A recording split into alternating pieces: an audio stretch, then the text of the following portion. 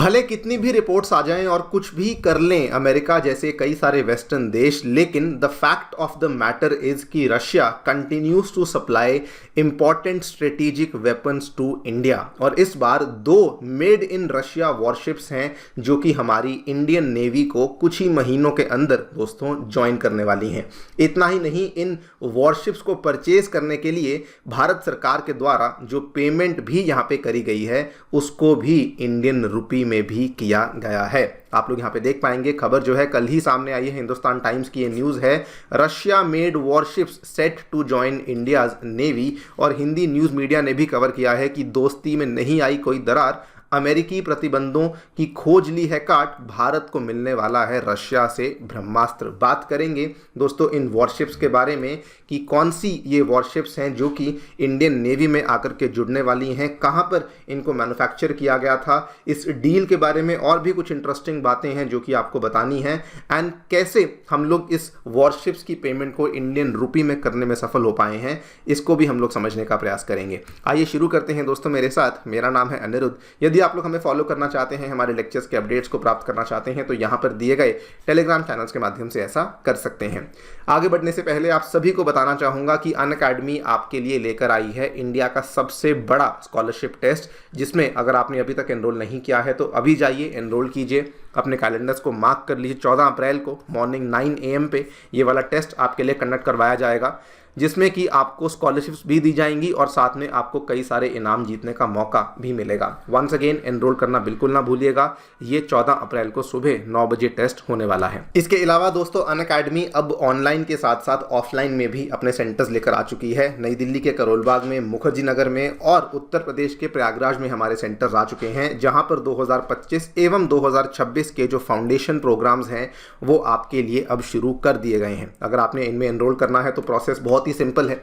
नीचे description box में दोस्तों आपको एक बिटली लिंक दिया हुआ है, वहां पर जाकर के आपको क्लिक करना है, अपना नाम भरिए, जो भी आपकी डाउट्स हैं उनको भरिए और साथ में मेरा भी नाम चूज करिए। इसके चलते आपको डिस्काउंट्स तो अवेलेबल करवाए ही जाएंगे when ever you enrol in the course. And इतना ही नहीं, आपकी जो भी डाउट्स हैं उसको भी हमारी टीम, हमारी काउंसलिंग टीम आपके लिए सॉल्व करवा देगी।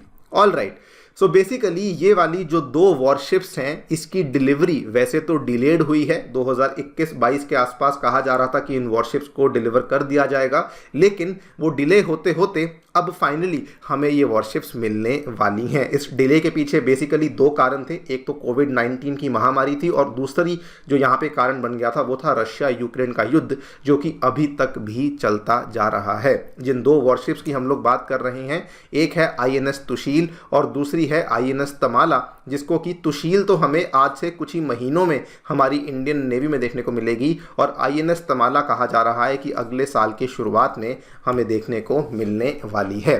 इस डील के बारे में आपको बता दूं, आज से 8 साल पहले अक्टूबर 2016 में भारत और रशिया के बीच में एक अंतर सरकारी अग्रीमेंट, एक अंतर सरकारी समझौता हुआ था, जिसमें कि $1 बिलियन की डील हुई थी, जिसमें यह तय किया था कि भारत रशिया से 4 फ्रिगेट्स को परचेज करेगा। जो इसमें 4 फ्रिगेट्स थी, इनको 2 फ्रिगेट्स को रशिया से हम लोग डायरेक्टली परचेज करने वाले थे, लेकिन जो बची हुई 2 फ्रिगेट्स थी उनको भारत के गोवा शिपयार्ड लिमिटेड में आकर के उनकी कंस्ट्रक्शन को करवाया जाएगा।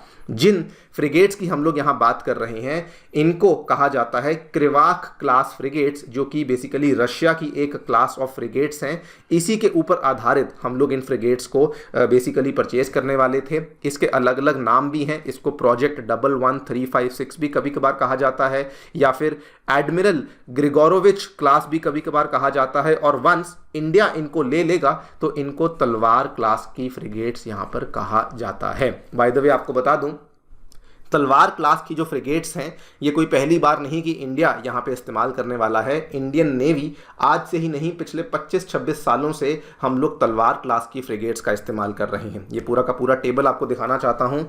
तलवार क्लास की फ्रिगेट्स में ये वाली 3 और ये वाली 6 ये ऑलरेडी हम लोग इस्तेमाल कर चुके हैं।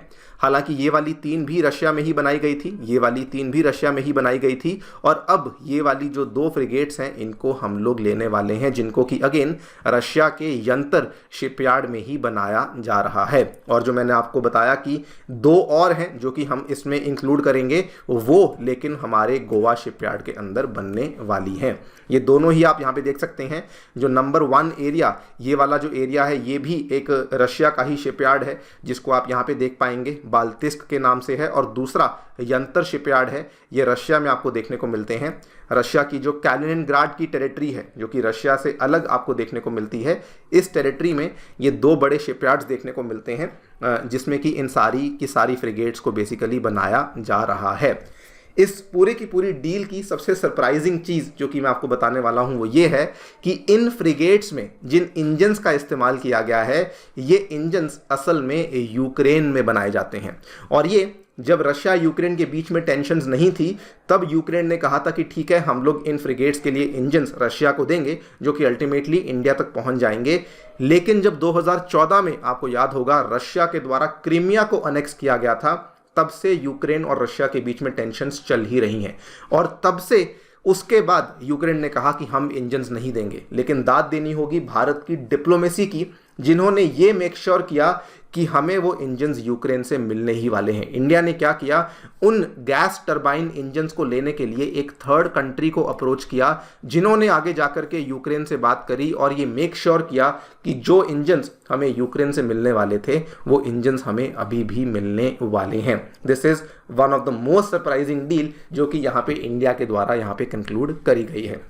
The best part of this deal is कि इवन दो बहुत सारे सैंक्शंस वेस्टर्न कंट्रीज के द्वारा लगाए गए, सब कुछ किया गया, लेकिन उसके बावजूद नई दिल्ली के द्वारा दोस्तों इस पूरी की पूरी डील के लिए जो पेमेंट है वो मैक्सिमम इंडियन रुपीस में और कुछ हद तक यूएई के जो दरहम है उसमें भी यहाँ पे करी गई है। इंडिया ने साफ साफ मना कर दिया कि हम लोग चाइनीज करेंसी युआन में इसी प्रकार की पेमेंट इस डील के लिए नहीं करने वाले हैं, जबकि रशिया ने मांग करी थी, लेकिन इंडिया ने मना किया कि हम लोग चाइनीज करेंसी में पेमेंट्स को नहीं करने वाले हैं। नाउ पहले ये एक प्रॉब्लम हुआ करती थी, रशिया भी एक टाइम पे रुपी में पेमेंट लेने को इनकार करता था, लेकिन अब रशिया को भी कोई दिक्कत नहीं हो रही है। क्यों? क्योंकि रशिया उसी रुपी का इस्तेमाल करता है जो वो चीज़ें रशिया इंडिया से इंपोर्ट करता है उसकी पेमेंट करने के लिए। यहाँ पर आप देख सकते हैं जितना भी रुपया बैलेंस इंडियन बैंक्स में जो कि रशिया ने इकट्ठा किया था, वो सारा का सारा रशिया के द्वारा क्लियर कर दिया गया है। एक तो उनके द्वारा इंपोर्ट्स को बहुत बढ़ा लिया गया है, नंबर 2 उन्होंने इंडिया के इंफ्रास्ट्रक्चर प्रोजेक्ट्स में इन्वेस्ट करना शुरू कर दिया है, और नंबर 3 उन्होंने इंडिया की गवर्नमेंट सिक्योरिटीज़ में भी इन्वेस्टमेंट करनी शुरू कर दी है, जिसके चलते अब उनके पास कोई भी एक्स्ट्रा रुपया बैलेंस वहाँ पर नहीं बचा है। तो ये भी जो प्रॉब्लम थी ये भी अब सॉर्ट आउट हो चुकी है, और इसी के चलते हमारी जो पेमेंट्स हैं ये बहुत ज़्यादा स्ट्रीमलाइन हो चुकी हैं। बल्कि यहाँ पर मैं ऐड ऑन करना चाहूँगा कि रुपी ट्रेड के चलते ही हमारे जो इंजीनियरिंग एक्सपोर्ट्स हैं रशिया को, उनकी भी जो वैल्यू है ये ऑलमोस्ट 2 गुना हो चुकी है। So this is also a very good part जो कि हमें यहाँ पर देखने को मिला है। And the best part is कि नई नई रिपोर्टें आती रहती हैं। अभी रिसेंटली हमने एक रिपोर्ट देखी थी, सिप्री की रिपोर्ट थी, जो कि ये बोलती है कि रशिया के जो सप्लाईज थे इंडिया को वो काफ़ी कम हो चुके हैं, जिसमें कि अगेन कोई दो राय नहीं है कि रशिया के जो सप्लाईज हैं वो केवल 36% पर आ चुके हैं towards India's total arm imports. लेकिन दोस्तों इसमें भी कोई दो राय नहीं है कि Russia is still the largest supplier to India, and historically अगर सबसे ज़्यादा ट्रस्टवर्दी सप्लायर कोई डिफेंस के एरिया में इंडिया को रहा है तो वो रशिया ही रहा है। बाकी आप लोग क्या सोचते हैं इस पूरी डील के बारे में, डेफिनेटली बताएं हमें कमेंट सेक्शन में। आई पर्सनली बिलीव कि डिस्पाइट ऑल द सैंक्शंस इस डील का पूरा होना अपने आप में एक बहुत बड़ी जीत है, जो कि इंडिया रशिया की दोस्ती की वजह से हमें देखने को मिली है। एंड इवन दो ये सुनने में बहुत अजीब लगता होगा, लेकिन मुझे नहीं लगता कि पूरी दुनिया में कोई भी और ऐसी कंट्री है जिन्होंने ऐसी डील को अंजाम दिया होगा जिसमें कि जो आपका वेपन है वो रशिया में बन रहा है और जो वेपन के अंदर लगने वाले कंपोनेंट्स हैं वो यूक्रेन में बन रहे हैं। ये अपने आप में एक बहुत बड़ी डिप्लोमेटिक जीत है, क्योंकि यहाँ पर इंडिया ने दोनों ही देशों के साथ अपनी न्यूट्रलिटी को बनाकर रखा हुआ है और मेक श्योर किया कि उनके जो डिफेंस वेपन के सप्लाईज हैं वो यहाँ पे किसी भी तरीके से खराब ना हो। खैर आप लोग दोस्तों क्या सोचते हैं इस पूरी डील के बारे में, हमें ज़रूर बताएं कमेंट सेक्शन में। That's all for now. Thank you so much for listening. Stay tuned and stay safe.